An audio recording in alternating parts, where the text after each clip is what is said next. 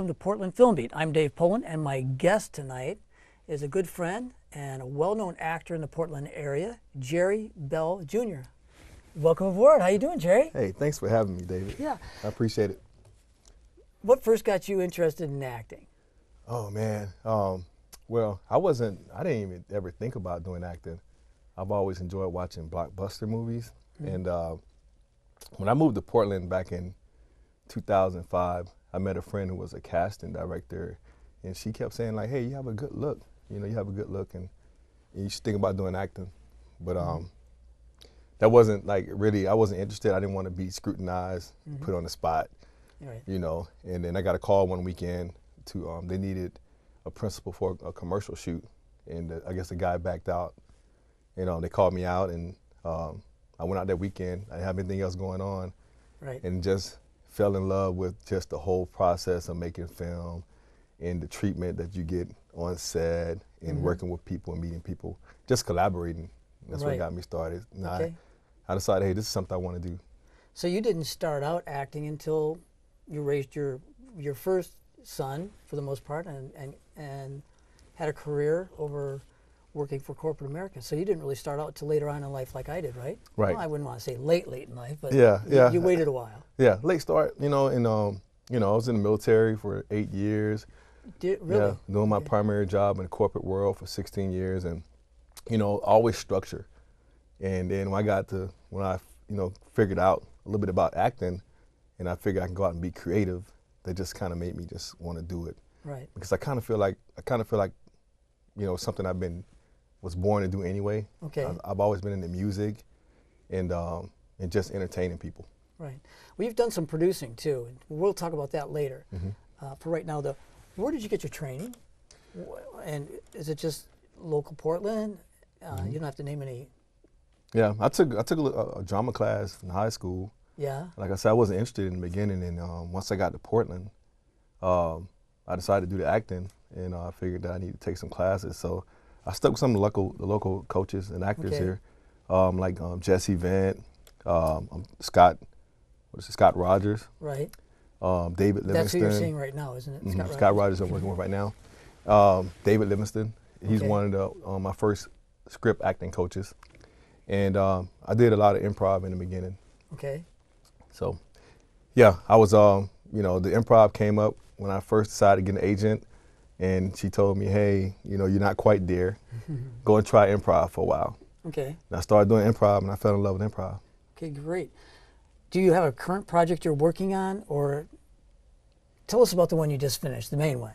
Okay, The Swiffer Sweeper commercial. I mean, it was great. Yeah.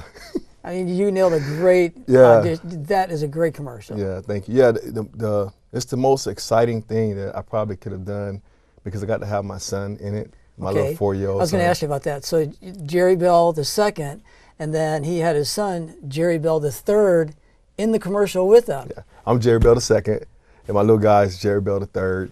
But yeah, so. And how old is Jerry Bell III? He's 4.5. Oh man, that must have been a riot. Did he like it? He enjoyed it. They set up like a little party for him. They had his friends come over and shot some scenes. The only thing they had to do was make a mess. So the commercial is a that was difficult for him, wasn't it? Yeah, no, yeah, it was. It's like a challenge. You tell a kid, hey, drop your ice cream on the floor, and they look at you like look at me like, really? That's like the director said, okay, drop your ice cream. He looked at me like, really, Dad? Is that okay? Yeah. So yeah, and you know. And he spilled his juice. He spilled his juice in the commercial. That's one of the scenes. I watched it. Yeah. And so when we were shooting, you know, it was a Swiffer commercial, so I'm just basically cleaning up the mess behind him. I'm expressing how I feel about being a single father and clean up behind a 4-year-old, and then I had to go in and clean up the mess. So, you know, to me, it was the biggest project I probably ever get, unless I get something else where I can work with them. Right. But it's something that the excitement of getting to work with your son, though, that's right. Yeah. I mean, that's another layer on top of getting to do the work. Yeah. Is getting to work with your son. That's phenomenal. That and it's just giving him the gift of, you know, something that he can cherish for years from now. You know, we can both cherish. You know? Has he seen himself on TV yet? Oh yeah. Oh gosh, he's probably freaking. He's probably real popular at school now too, isn't he? Well, you know, he's in preschool. Yeah, so the kids they show it in the preschool. But yeah, he's watched that thing like 100 times. He knows it by heart. He knows the whole commercial by heart. So right. Well, he should. It's good. Outside of the commercial, what was your favorite character you have played and why? What was your favorite character you played and why? This might be some outside the box conversation here, but I like playing the bad guy. Okay. And you know, for some reason, when I'm on set and I get, you know, just get deep into the I've character. seen the look in your eye. Yeah, you I've get been deep on into the set. I've seen character, you look. and you get to go out and just do some things that you would normally do, right? You spend your whole life trying to, you know, live Hold and be in. balanced with Right. society. So to actually be able to get out and just explore, you know, some of the things you normally wouldn't do. Just Let yourself go to a place where you really aren't supposed to. Right, exactly. Okay. It's very therapeutic to me. But so I played Julianne in an indie film here in Portland called Ambrosia. Okay. And in the movie, I get to kill about 18 people. So, you know, in the Okay. movie, not in real life, but Okay, no, I know. But you know, some of the fight scenes and the action, some of the action bits were really good, and I really enjoyed doing that. Just Okay. kind of stepping away from my own character, my own day-to-day character makes me feel, Right. yeah. How do you prepare for a role? I'm probably more of a method actor. Okay. So depending on how intense the character is going to be, I usually start like the night before and start preparing. And anyone around me, I let them know, hey, you know, if I'm going to be feeling guilty or sad about something, Right. I'll let my family members know, hey, I'm going to be in a different mood today. Right. And all the way It to has nothing set. to do with you guys. Yeah. This is what I got to do to get where I want to be. All the way to set, I live that character, you know, all the way up to the shoot. Okay. You were on Grimm. Tell us about your Grimm experience. Oh, Grimm's been good to me because I've been in 3 different episodes. Okay. Right? The first one I played a beast, and I got to go put on makeup for 4 hours. 4 hours. 4 hours of prosthetic makeup, and it was more of a stunt gig. And I got to go in and beat up Monroe, who was the wolf guy on the show.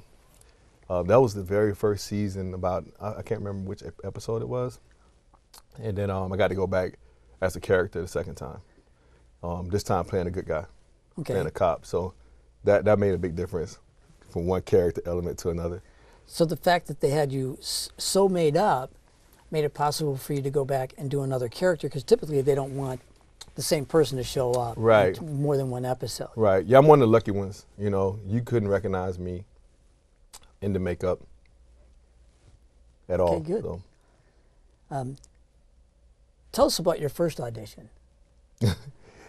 You know, I can't think back to my first audition, but you know, I could tell you one of my really early ones, being very inexperienced and going in overdressed for the character and coming in just diving deep into the character where, you know, there's so many different distractions. You know, I had on a shirt, a really bright red shirt with a white suit jacket and yelling and screaming just over the top. And that was just the green in me, just Right. a whole new, being new to the industry. So I've learned a lot since then, and I've gotten some really good feedback on my auditioning skills. Okay. That's something I struggle with. I don't know why. I just don't audition well, but when I'm on set, I can really get ready and prepare for a character. But I'm getting through that. I think everybody, I mean, I feel like everybody goes through that. Auditioning to me is the worst part of acting. It is. Getting a I gig agree is- with you on that. And when I have time to prepare for a scene, you know, it's just hard for me to understand how you can really get the in-depth decision of Yeah. if a guy can play a role Right. through a quick mock audition. Okay. But you got to have some kind of process, right? Oh, yeah, absolutely. Have you ever done any bad acting? Oh yeah. Oh yeah. Isn't that a horrible Isn't that a horrible question? Man, yeah, that's hard. I think So percentage-wise, good acting, bad acting, what is it? oh, it's like 70-30. 70 bad, 30 70, right. yeah. But it's so I- much yeah. stuff that contribute to that. It's not the acting. It could be the directing. It Right. could be the script. Right. It can be the environment, the scene, the set. It could be the other actors that you're playing against. It's so much. Everything's so involved. You know, Right. It's, you know, the acting is a 360-degree world of everything around you. So, yeah. So, but I don't use that as an excuse. I've had some bad acting where I come in and actually just poorly perform. So, Right. Oh, we all do. Is there a common type of film genre that you relate to more? I like action, Sci-fi. Yes. Yeah. That's what Ambrosia was. Ambrosia Sci-fi. was an action sci-fi. I interviewed Ian Stout last week, and you were also in Actual Reality. Right. And Right. that's That's in the trailer. right. Yeah, that was another good set to be on. Good fun set. Right. And it's, you know, like I say, I just enjoy escaping from the day-to-day world. Like we live our lives every day, so whenever I can step aside and do an action or a sci-fi, something beyond even just the present moment, Right. and actually go be there. It's a great experience. It's the Right. biggest escape you can get. Seriously. I agree with you. For me, being on set in front of the camera is one of those times where bills and mortgage payments and all the other things that invade your brain on a daily basis that you can't help thinking about, they go away. They're not there, and I really love that. Right. So, Feels good. It's a good feeling. what director would you like to work with? Oh, I'd say John Singleton. Okay, I understand. Yeah, John Singleton. And the reason why is because, I grew up back when he was getting started. Boys in the Hood, Menace to Society. He's come out with a lot of But you can films. see how he's gotten better when you watch his films. Right. They've improved Exactly. over time. Exactly. But John, it's something I can relate to in a lot of ways, most of his movies, because I grew up kind of in a tough environment growing up in Where did you grow up? in Atlanta, Georgia. Okay. In Bankhead, which was a really rough neighborhood. But I've come a long way since then. But yeah, I can relate to the urban environment and the challenges a lot of people have growing up in those type of environments. So I would love to sit down and do a film with him someday. Is that right? When you're working with a director or a director's working with you on set, what do you feel is a best director to work with? One who pulls you into it, one who pushes you, one who tries to let you work with the other actors and see what you have and then try and encourage you. What direction works best for you? Because there are every director is different. Right, yeah. The ones that are real kind of just idle, to me, I don't work too good with. Yeah. They go allow you to be the character, that's fine, but if you really want to be the character that they're looking for in the film, then you need that feedback. Okay. it's But it's a delicate process. There's like a really delicate, fine line of pushing and pulling. okay. But not just let you sit and play it out. Right. Give some kind of feedback, and then that way you know what you need to do. Right. So. Do you like to rehearse a lot before you shoot a scene and have the director work with you, rehearsing? Or do you prefer to rehearse a little bit and be real fresh? Yeah. I prefer rehearsing Right. quite a bit. I like to be very well rehearsed before I shoot a scene. Yeah. I think it's circumstantial. Okay, there you go. If if there's a scene where I would prefer to be prepped more, Okay. those type of scenes, but there's some scenes where it's best just to come into the room and be. If I'm playing a character against your character and we're not supposed to know each other, and There. we meet, Yes. and to keep the element of surprise and what are you going to do and feed off Right. that, sometimes works best. So, but if I had my way, if I had to really internalize character, I would really prefer to rehearse it. What do you consider the elements of a good film, and then again a great film? Because there is a difference. The Well, elements of a good film, and then again a great film. I can speak more. Well, it's kind of hard. That's a tough question because I think I would think really to a great film, definitely, because after a great film, all kind of fall in the same place as far as I'm concerned. And most of the great films I've seen just have a really good story to tell. There you are. And Yes. you have all the elements of a story. It's something that people can relate to, and something that pulls you in to make you feel like you're there at that moment, especially like period pieces. I was watching Howard Hughes, The Aviator, and when you're there with Leonardo DiCaprio, but when you're watching it, and you feel like, hey, I'm there during the 1930s, during that time. If it draws And you I'm in living, like that, it draws me in. And being in the industry, we tend to we tend to over criticize when we watch other films because we know acting, and we look a little bit deeper than the normal audience. I agree. So yeah, but so when a great film can pull an actor or a producer or a director in beyond just that it's a product that's out on the market, right? Okay. You've done some producing. Yeah. Tell us the films you've produced. Okay, we have, so I co-produced Ambrosia. I produced Queen Over Jacks, which is one that's done. It's in post. It's actually done. We just have to go and market it. And we're going to be doing a screening here in the next couple of months, a local screening here in Portland. And I produced The Day They Ran Out of Bullets.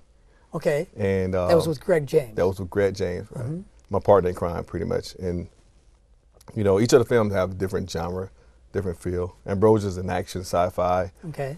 Queen Over Jacks is a drama. And is it about card games, or it sounds like it would be Queen Over Jacks? Yeah. Well, cars are involved, but there's a much bigger story to it. Okay. So, and then the Bullets film is it a short or is it a feature-length film? That's the Queen Over Jacks is a short film. Okay. It's gonna be about 20 minutes long. All right. So all my films have been shorts. Okay, but you keep building up to something else. Where you go? And yeah, so I'm actually in the middle of producing a music video with a guy out of LA, Marvin Glover. He's reached out to me, and he wanted to give me an opportunity to direct. So we're gonna. Are you going to LA to do that, or is it going to shoot here? We're gonna shoot here. Okay. I'm pulling all my resources here to go and shoot the music video, and I'm gonna pull him up here for it, and I get directed, and we'll see what the product turns out to be. Can we know who the musician is? Marvin Glover is his name. You just said that. Yeah, Marvin Glover. Yeah, right. So yeah, so I'm excited about it. I've actually got my team together now, and we're in the pre-planning stages. Okay. And we're hoping to have it shot towards the end of May. All right. Have it done for. We already have screenings and everything set up in Seattle. So we're really excited about it. Have you ever felt like giving up? Oh yeah, yeah. Does it happen fewer now, or like for me, it's like once a week or once every 3 days because you feel like it, but you just can't. Yeah. Tell me what goes through your mind in that.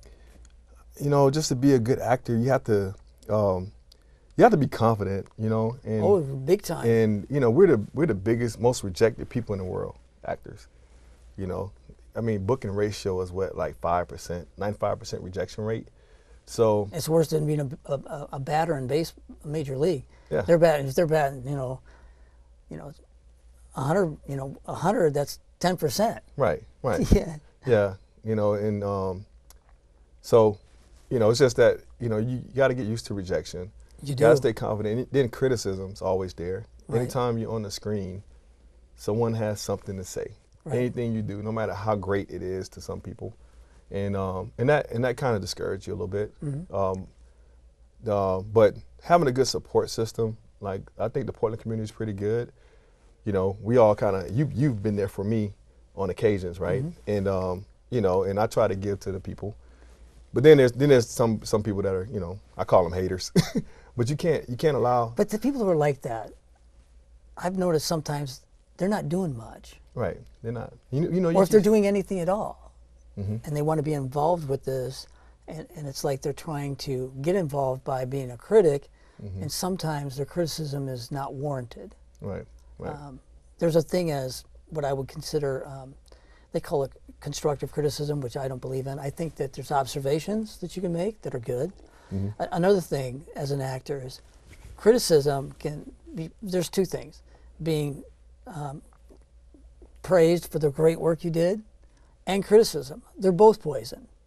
They can both taint your acting in the future. You should really try and not let either one of them affect you. Right. That for me, I have to put both of those on them. Say thank you. You know, if they you tell you did great work, thank you. That's okay. If they criticize you, say hey, thank you. You know, and take it all with a grain of salt. That's right. Yeah. Well said. That's what I was going to say. Yeah. Yeah. Okay. What's your least favorite thing about filmmaking? My least favorite goes back to auditioning. Oh, is that right? Yeah, okay, I would say that too. Yeah. Who is your favorite actor? Oh, that's a tough one. There's some good ones out there.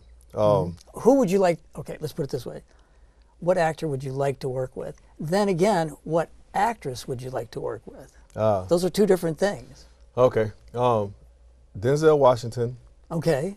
I would love to do a movie as the bad guy. Okay. In a film with him. All right. Halle Berry. Yeah. I just want to. I Why just want wouldn't to you want play to be her on the set husband with- or boyfriend or. Or What about the something. bad guy, right? Yeah, yeah. I want to be the good guy with her as my girlfriend, and we're the good. Oh, it don't matter. We can be the bad guy, the bad couple. It don't matter. When it comes to Halle Berry, it don't matter. No. Okay. But no. Yeah, there's a lot of great actors out there. Oh, there are. You know, I can go down a laundry list of the ones I really like, but they all have different styles. You know, that they bring to the table. Robert De Niro, Denzel, Leonardo DiCaprio, Forrest Whitaker, Don Cheadle. You know, it's just a long list. Oh yeah, great. What is your favorite film? I know you probably have a few of them. Let's put it this way: what film has given you the most inspiration? I'd say The Color Purple. That's an older one. It's an older film, Whoopi right? Goldberg. Whoopi Was it Steven Goldberg. Spielberg who? No, it Who wasn't directed Steven that? Spielberg. I can't remember the director. Gosh, it's still quite a Good bit. And question, but Danny Glover was in that too. Danny right? Glover, yeah. They had a pretty all-star cast. Oprah Winfrey. Yeah, Oprah Winfrey. Yeah, she was actually just beginning her talk show at that point. But it's more of the. I like the period pieces, like the time, showing how it was, during history and living during that time, and some of the challenges you had to deal with coming up. Oh, that would be. Where does Jerry Bell Jr. hope to be in 10 years? In that movie with Denzel. Okay. Yeah. Definitely. What if Denzel, you're the bad guy, and I'm the Holly bad was guy. your girl? Yeah, Holly's my girlfriend, and Denzel's, I'm the bad guy, and I take off with the girl. That's the epitome, right? Yeah, that's the blockbuster I That's want the to be top in. of the thing. And and maybe running my own production company, sitting in the Oscars, just hanging out with you. Okay. Sitting at the I table like with you. him. Yeah, that'd be great. Yeah. I like that. I always Yeah. enjoy our time together. Yeah. There's no doubt about that. Do you have any advice for anyone who's getting into acting? Yeah. You have to, because you've gone through the tumultuous trail, and it is a little bit early on. You feel like giving up every day. Right. Well, I realized that there's not too many naturals out there. You have to put in some hard work. You do. And be dedicated. But anyone that wants to get into it, just stay focused. Follow your passion or your dreams, and don't worry about what people have to say. And you got to kind of put in the work, do a little background work to get some experience on set to understand the world of the film, being on film. And for me, the best thing I could have done was improv. Right. I did that for almost 2 years. Who'd you do improv with? On the Brody Theater. At the Brody Theater? Who was the coach? It was Brad. Can't remember his last name. Brad. Yeah. That's okay. We all have Yeah, nine yeah, yeah, lives. You're not the first person on the show. Yeah. Brad Fortier. Okay, I've heard of him. Yeah. Right. What's next for Jerry? Well, this music video is really exciting. Yeah. So that's coming up. And then just I'm gonna kind of, step away a little bit from the structured environment and go out and maybe step on a limb and do some more acting. Okay. I think I'm gonna give the corporate world a break here, and get out there. You're gonna go to LA for a while. Is that correct? Is it all right if I said that on here? Well, it's too late. I said Too late. it. You said it. I said it, man. It's too late. I'm coming to LA, guys. I'm going to LA, but I'm gonna stay here in Portland. I'm gonna do some moonlighting. Okay. So I'll be here, Have you ever for a couple months at a time, down to LA for a couple months at a time. Have you ever done any theater or thought about doing any theater? Yeah, I've done some theater, some stage stuff. But yeah, it's scary different, isn't it? Because you got to memorize 90 pages. But you get plenty of time to rehearse that. Yeah, though. there's no do-overs. I actually like all that rehearsal time. I felt helped me develop my character far better than on a film set. Where a lot of times independent films, it's hurry up, we got to go. Right. Hurry up, and TV. I've never been on Grimm, but I've heard that's even worse. Yeah. They shoot 7 pages a day as opposed to 2.5 for film. Yeah.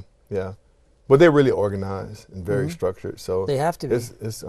But no, the stage thing is, I want to focus on the film. I don't want to focus on performing. I want to focus on living the life of a character. Getting deep into it. Getting deep into the character and presenting the character the way it's written, the way they want the story to be told. That's what I want to learn. I want to learn to do that. I want to develop that. Okay, good. I love it. We're starting to run out of time here. And I want to say, if you want to get a hold of Jerry, if you need any help on a project, he does a great job as a producer, but he's also a phenomenal actor, and he will show up and be well prepared. I've watched him many times. I've actually done a lot of scenes with him in acting class. I want to thank Jerry for being here with me. It's been awesome. I want to thank Ellery Nelson, who is my director. He does a great job in the studio. I also want to thank my wife, Carol Pullen, who's the producer. She does a great job. And you know what? I have something to tell you. Some people, they rub Buddha's belly for luck. That ain't me. See, I got Jerry Bell here. Let's look at this camera here, Jerry. Come on over here, buddy. What you gonna do? Oh. I kissed Jerry Bell on the forehead, and I got good luck all week. I should actually buy a lottery ticket today. I love this guy.